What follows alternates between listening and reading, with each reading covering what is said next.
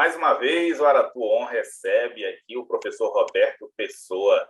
Hoje, aniversário da cidade de Salvador, 473 anos de existência da primeira capital do Brasil.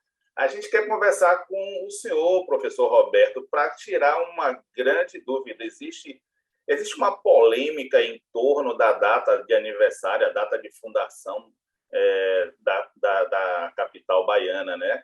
E algumas datas ao longo da história foram colocadas aí em questão que deveria ou poderia ser realmente o dia da fundação da cidade de Salvador. Seja bem-vindo e pode se argumentar aí nessa discussão. Um prazer meu, Dinaldo, e ouvintes, telespectadores da Aratu. Rapaz, um dia, hoje estamos comemorando um dia que tínhamos que comemorar, né? Um aniversário. Mas eu, em particular, através de minhas pesquisas, de meus estudos, desde quando fazia faculdade já de História, eu nunca concordei em comemorar em uma data ou de um aniversário de algo que ainda não existia. Que a chegada, dia 29 de março, nada estava pronto, né? É como você ter com uma loja, uma clínica, e compra ela, prepara, manda restaurar, manda arrumar tudo.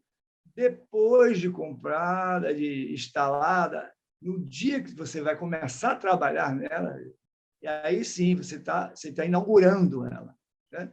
Então, essa data da fundação da cidade de Salvador realmente causou muita polêmica entre historiadores, né?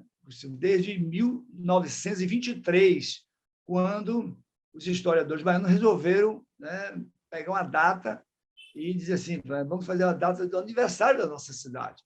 Então, nesse conselho de professores, de historiadores, então foram discutindo, e só no quarto centenário da cidade, né, de fundação, em 1549, 1949, 400 anos depois, é que é decidida esta data. E, mesmo assim, houve briga, houve discussão, né, entre historiadores, mas não concordando com o 29 de março.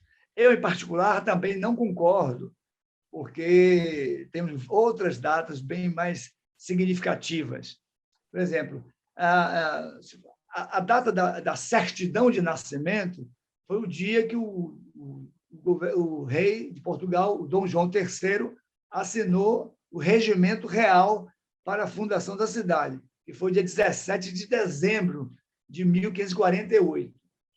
Mas, antes dele assinar isso, ele já tinha mandado o documento aqui para o Caramuru, português, Diogo Alves Correia, que já estava aqui, né, já casado com a Índia, viveu aqui mais de 40 anos aqui na Bahia, foi um dos primeiros europeu que deu os primeiros varões, né, que casou com a Índia. E aqui estava sendo passou a ser a notícia de Martim Afonso de Souza, com as expedições que passaram, o rei ficou sabendo da presença dele aqui, da importância dele, e do conhecimento e da pacificação dos nativos que ele tinha feito aqui, né, com a vivência dele aqui na Vila Pereira, porque não existia Salvador, mas existia o povoado, a vila da capitania do Pereira Coutinho.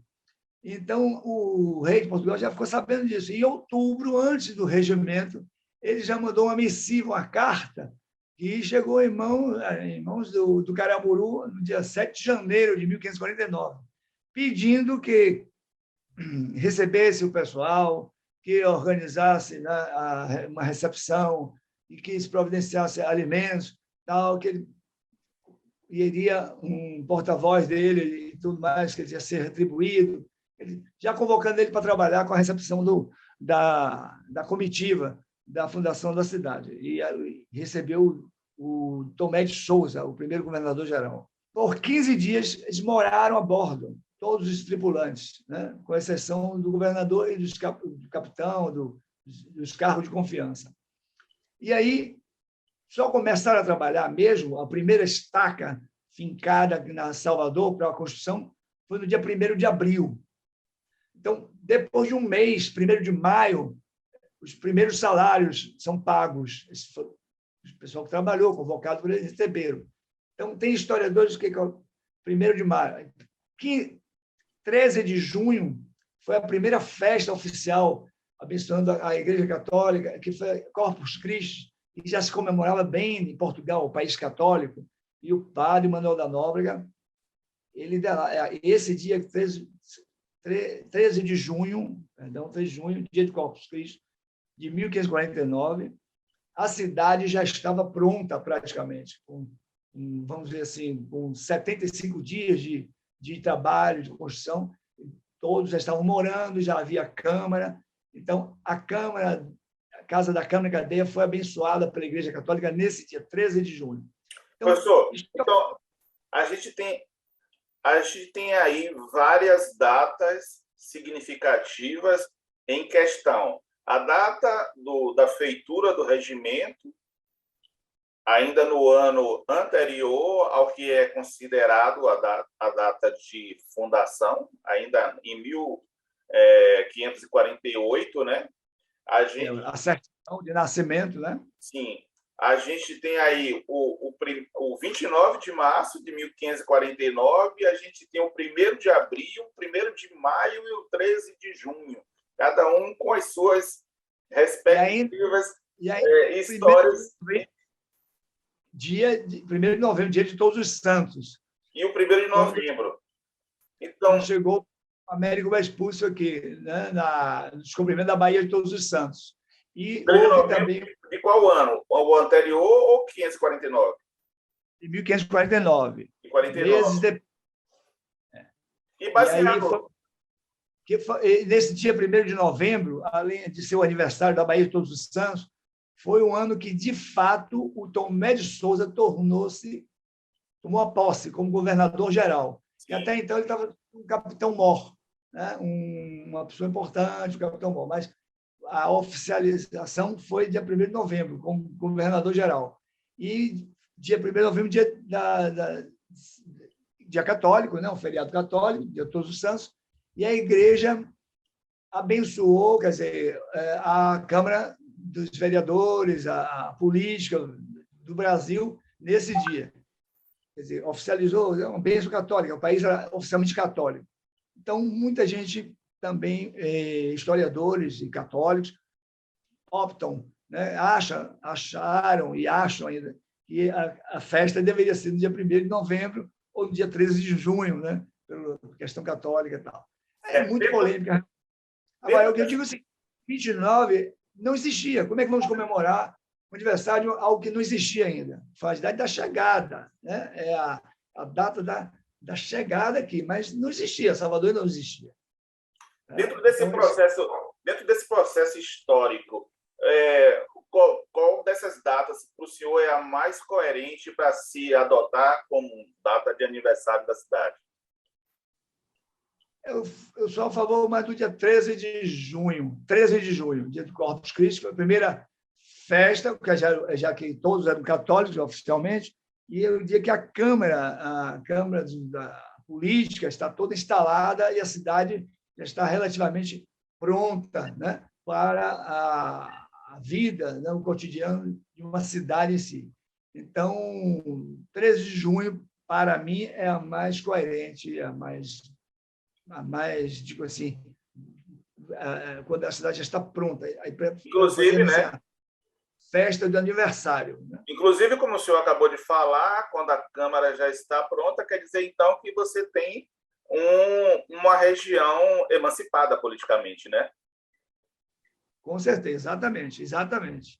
No aspecto religioso e político, houve uma emancipação, uma oficialização, né? A partir daí. Pois é, professor. Ainda bem, né, que o déficit de diferença de dias, de números de dias ou meses entre cada uma dessas datas não é tão grande, né? Então, a gente não tem uma perda da referência, né, da idade de Salvador, que gira aí mesmo em torno dos 473 anos, né? Inclusive, aí a gente tem que respeitar, né, a data que já virou hoje até o nome de uma via pública importante de ligação, né, da área urbana de Salvador, a Avenida 29 de Março. Né? E aí agora a gente tem que reverenciar a data e aceitar e respeitar o processo histórico. Mais uma vez, professor, a gente fica muito satisfeito em tê-lo aqui conosco para tirar essas dúvidas e trazer, né, uma informação que parte de uma polêmica com referência a um assunto tão importante para a nossa cidade. Né? Muito obrigado mais uma vez. Obrigado, Dinaldo. Muito obrigado. E o ano é o mesmo, né? A idade dela não muda. A idade é essa, realmente. Do dia, o aniversário, é que existe essa polêmica. Mas a idade é essa mesmo, 473. Muito obrigado, professor. Um abraço. A gente fica muito feliz mais uma vez com a sua participação.